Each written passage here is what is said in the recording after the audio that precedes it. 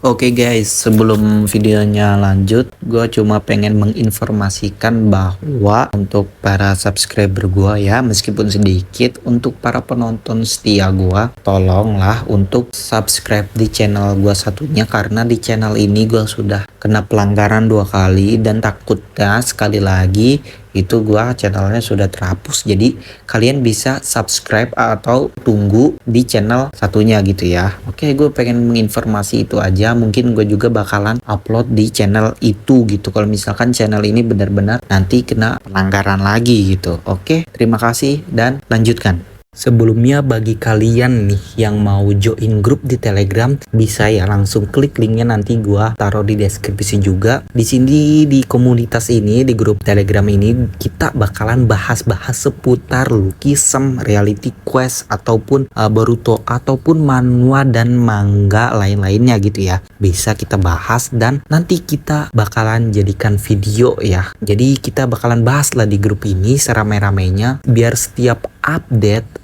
episode terbaru atau chapter terbaru kita bisa bahas bareng-bareng di komunitas ini.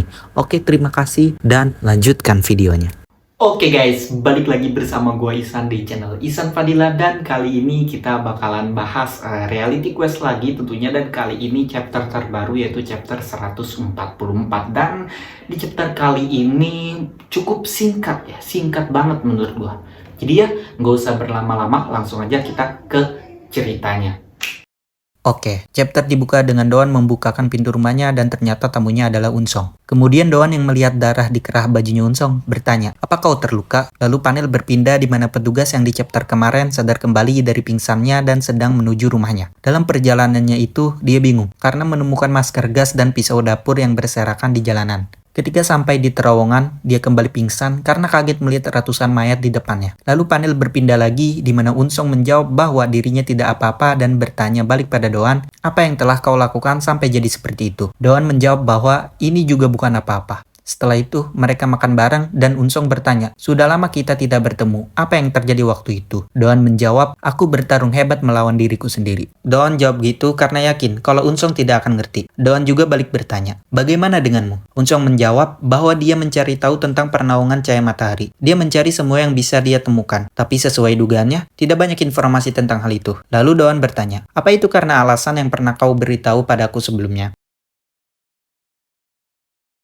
Unsong menjawab bahwa benar, tapi dia tebak orang itu dari kantor pusat. Kemudian Doan berkata, "Jadi, jika kita merangkum semua informasi yang kita punya sampai saat ini, Dewan Bullying saat ini terbentuk di pernaungan cahaya matahari, dan kantor pusat mencoba menyembunyikan semua informasi tentang pernaungan cahaya matahari. Ketika itu, ternyata percakapan mereka didengar oleh Chon Middle yang ada di depan rumah Doan." Balik ke Unsong yang berkata, "Untuk sekarang, kita tidak tahu apakah mereka terlibat dalam kecelakaan paman, jadi jangan membuat keputusan atau bertindak ceroboh. Alasan aku menemuimu karena dari semua informasi yang aku temukan, hanya ini yang satu-satunya berguna." Doan berterima kasih pada Unsong dan berkata bahwa dia akan membalas budi. Unsong menjawab bahwa tidak perlu, karena dia dan adiknya sudah mendapatkan lebih banyak bantuan dari bapaknya Doan. Lalu Unsong berkata lagi, "Mulai sekarang, aku tidak bisa membantumu tentang pernaungan cahaya matahari lagi. Jadi, berhati-hatilah." Minul yang mendengar itu dari luar merasa bahwa dirinya seperti disingkirkan. Padahal dia ingin membuat kejutan, tapi sepertinya dia terlambat satu langkah. Jadi, untuk sekarang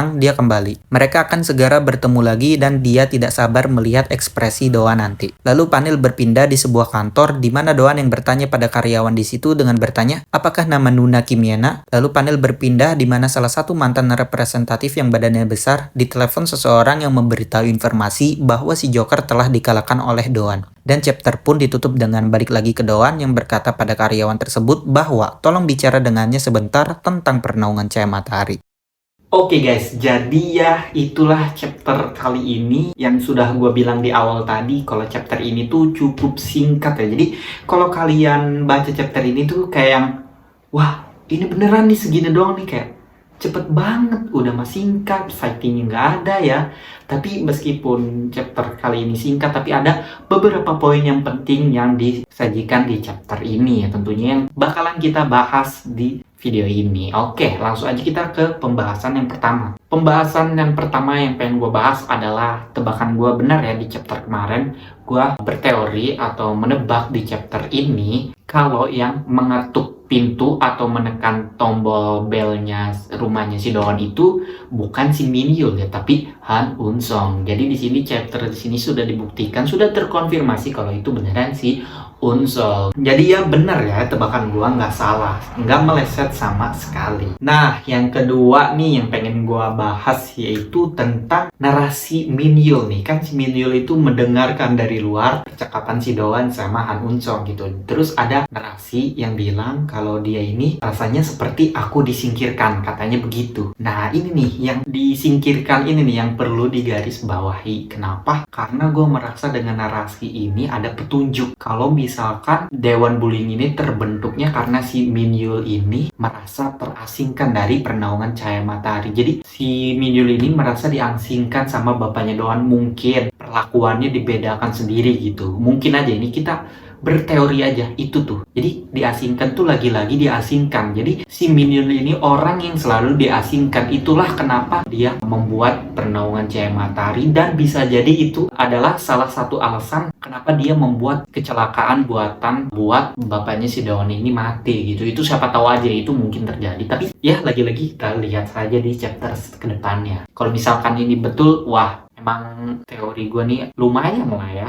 Ya meskipun teorinya agak liar, tapi ya nggak apa-apa ya. Nah, yang selanjutnya itu yang pengen gue bahas adalah di akhir chapter kan si Doan menemui karyawan di suatu kantor Seoul kan. Di situ kan dia nanya apakah Nuna ini Kim Yena. Nah, Kim Yena ini siapa? Nah, gue menebak bahwa Kim Yena ini adalah anak kecil yang diserang sama si Joker. Nah, itu bisa jadi. Jadi yang baru kita lihat sampai saat ini pernaungan cahaya matahari itu di flashbacknya Doan, anak perempuan kan cuma satu ya yang baru diliatin yang diserang sama si Joker ini, yaitu yang anak perempuan ini. Siapa tahu Kim Yena itu adalah si anak kecil ini gitu, bisa jadi. Tapi itu juga bisa dibantah karena perbedaan umur.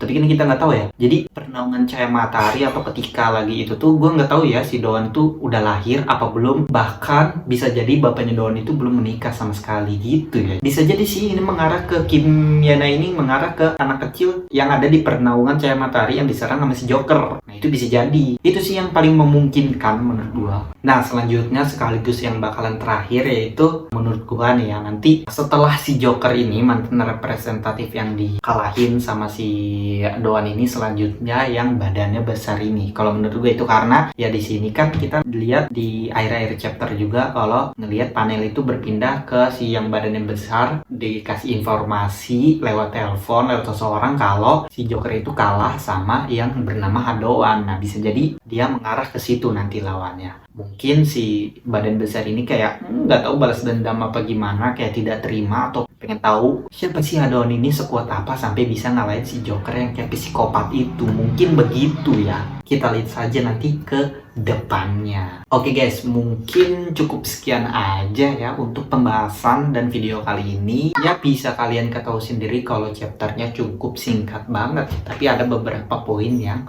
penting di sini. Oke lah, mungkin cukup sekian aja dari gua. Kurang lebihnya maaf. Jika kalian suka, bisa kan like, komen, dan share ke teman-teman kalian biar teman-teman kalian juga tahu channel ini. Dan jangan lupa juga untuk support gua dengan cara sesimpel mungkin subscribe ya.